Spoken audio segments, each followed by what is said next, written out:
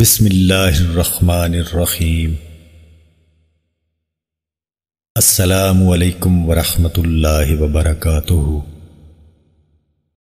حضرت عبداللہ بن مسعود سے روایت ہے کہ رسول اللہ صلی اللہ علیہ وآلہ وسلم سے روایت کرتے ہیں کہ آپ صلی اللہ علیہ وآلہ وسلم نے ارشاد فرمایا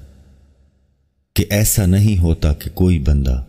کسی ناجائز طریقہ سے حرام مال کمائے اور اس میں سے صدقہ کرے تو اس کا صدقہ قبول ہوگا، اور اس میں سے خرچ کرے تو اس میں من جانب اللہ کی برکت ہو، اور جو شخص حرام مال مرنے کے بعد پیچھے چھوڑ کے جائے گا تو وہ اس کے لیے جہنم کا توشہ ہی ہوگا۔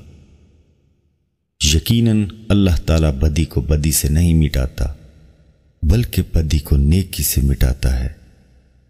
یہ حقیقت ہے کہ گندگی گندگی کو نہیں دھو سکتی۔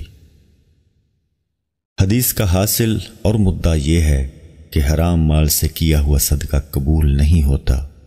اور حرام کمائی میں برکت نہیں ہوتی، اور جب کوئی آدمی ناجائز اور حرام طریقے سے کمایا ہوا مال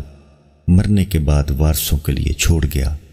تو وہ آخرت میں اس کے لیے وبال ہی کا باعث ہوگا۔ اس کو حرام کمانے کا بھی گناہ ہوگا اور وارثوں کو حرام کھلانے کا بھی، حالانکہ وارثوں کے لیے حلال مال چھوڑ جانا ایک طرح کا صدقہ ہے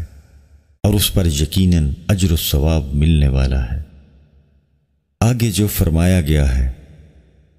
مال حرام کا صدقہ قبول نہ ہونے اور مرنے کے بعد باعث سے وبال ہونے کا سبب بیان فرمایا گیا ہے۔ مطلب یہ ہے کہ صدقہ اگر صحیح اور پاک مال سے ہوگا تو وہ گناہوں کا کفارہ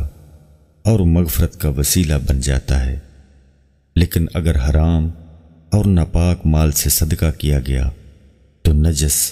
اور ناپاک ہے، وہ گناہوں کی گندگی کو دھونے کی اور گناہوں کا کفارہ اور مغفرت کا وسیلہ بننے کی صلاحیت نہیں رکھتا،